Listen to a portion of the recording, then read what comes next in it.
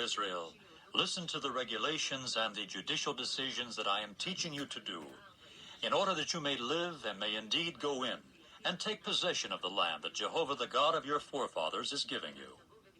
You must not add to the word that I am commanding you, neither must you take away from it, so as to keep the commandments of Jehovah your God that I am commanding you. Your own eyes are the ones that saw what Jehovah did in the case of the Baal of Peor, that every man who walked after the Baal of Peor was the one whom Jehovah your God annihilated from your midst. But you who are cleaving to Jehovah your God are all of you alive today. See, I have taught you regulations and judicial decisions, just as Jehovah my God has commanded me, for you to do that way in the midst of the land to which you are going to take possession of it. And you must keep and do them, because this is wisdom on your part, and understanding on your part, before the eyes of the peoples who will hear of all these regulations. And they will certainly say, "This great nation is undoubtedly a wise and understanding people." For what great nation is there that has gods near to it, the way Jehovah our God is, in all our calling upon him? And what great nation is there that has righteous regulations and judicial decisions like all this law that I am putting before you today? Only watch out for yourself, and take good care of your soul, that you may not forget the things that your eyes have seen, and that they may not depart from your heart all the days of your life. And you must make them known to your sons and to your grandsons, the day that you stood before Jehovah your God in Horeb, when Jehovah said to me, "Congregate the people together to me, that I may let them hear my words, that they may learn to fear me all the days that they are alive on the soil, and that they may teach their sons." So you people came near and stood at the base of the mountain, and the mountain was burning with fire up to mid-heaven. There was darkness, cloud, and thick gloom.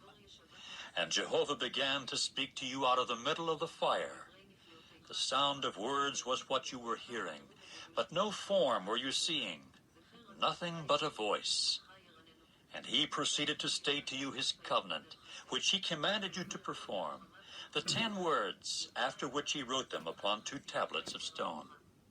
And it was I whom Jehovah commanded at that particular time to teach you regulations and judicial decisions, for you to do them in the land to which you are passing over to take possession of it. And you must take good care of your souls, because you did not see any form on the day of Jehovah speaking to you in Horeb, out of the middle of the fire, that you may not act ruinously, and may not really make for yourselves a carved image, the form of any symbol, the representation of male or female, the representation of any beast that is in the earth, the representation of any winged bird that flies in the heavens, the representation of anything moving on the ground, the representation of any fish that is in the waters under the earth, and that you may not raise your eyes to the heavens, and indeed see the sun and the moon and the stars, all the army of the heavens, and actually get seduced and bow down to them and serve them, which Jehovah your God has apportioned to all the peoples under the whole heavens.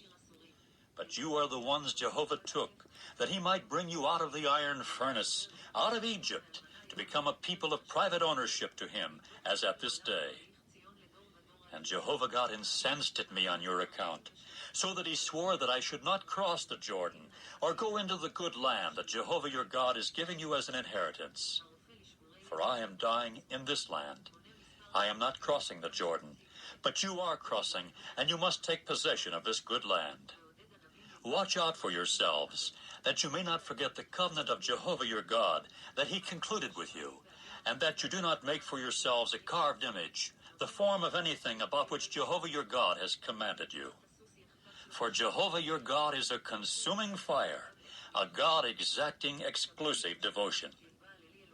In case you become father to sons and grandsons, and you have resided a long time in the land, and do act ruinously, and do make a carved image, a form of anything, and do commit evil in the eyes of Jehovah your God so as to offend him, I do take as witnesses against you today the heavens and the earth, that you will positively perish in a hurry from off the land to which you are crossing the Jordan to take possession of it. You will not lengthen your days on it, because you will positively be annihilated. And Jehovah will certainly scatter you among the peoples, and you will indeed be let remain few in number among the nations to which Jehovah will drive you away. And there you will have to serve gods, the product of the hands of man, wood and stone, which cannot see or hear or eat or smell. If you do look for Jehovah your God from there, you will also certainly find him, because you will inquire for him with all your heart and with all your soul. When you are in sore straits, and all these words have found you out at the close of the days, then you will have to return to Jehovah your God and to listen to his voice. For Jehovah your God is a merciful God. He will not desert you or bring you to ruin or forget the covenant of your forefathers that he swore to them.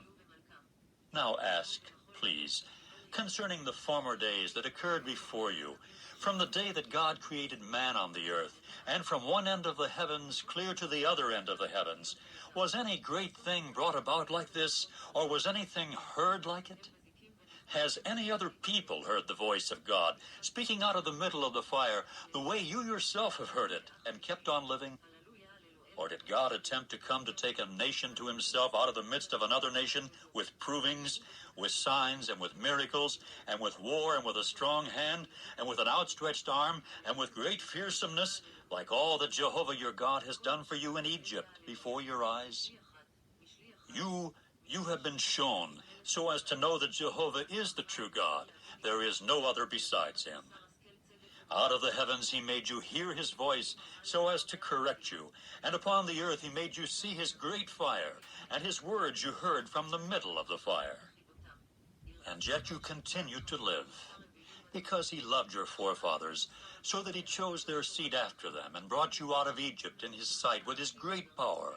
to drive away nations greater and mightier than you from before you, so as to bring you in, to give you their land as an inheritance as at this day. And you well know today, and you must call back to your heart that Jehovah is the true God in the heavens above and on the earth beneath. There is no other. And you must keep his regulations and his commandments that I am commanding you today, that it may go well with you and your sons after you, and in order that you may lengthen your days on the soil that Jehovah your God is giving you, always. At that time Moses proceeded to set apart 3 cities on the side of the Jordan toward the rising of the sun, for the manslayer to flee there who slays his fellow without knowing it, while he was not hating him formerly. And he must flee to one of these cities and live, namely, Bezer in the wilderness on the tableland for the Reubenites, and Ramoth in Gilead for the Gadites, and Golan in Bashan for the Manassites. Now this is the law that Moses set before the sons of Israel. These are the testimonies and the regulations and the judicial decisions that Moses spoke to the sons of Israel on their coming out of Egypt, in the region of the Jordan, in the valley in front of Beth Peor, in the land of Sihon, the king of the Amorites, who is dwelling in Heshbon, whom Moses and the sons of Israel defeated on their coming out of Egypt. And they went taking possession of his land, and of the land of Og, the king of Bashan, the 2 kings of the Amorites who were in the region of the Jordan toward the rising of the sun, from Aroer, which is on the bank of the torn valley of Arnon, up to Mount Sion, that is to say Hermon, and all the Arabah in the region of the Jordan toward the east, and as far as the sea of the Arabah at the base of the slopes of Pisgah.